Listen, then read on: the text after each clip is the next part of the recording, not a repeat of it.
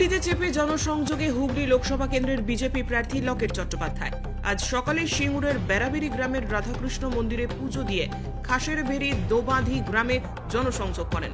গ্রামের ছোট ছোট শিশুদের কোলে তুলে নেন প্রার্থী। রাস্তার পাশে দাঁড়িয়ে থাকা গ্রামবাসীদের সাথে স্কুটিতে বসেই জনসংযোগ সারলেন প্রার্থী।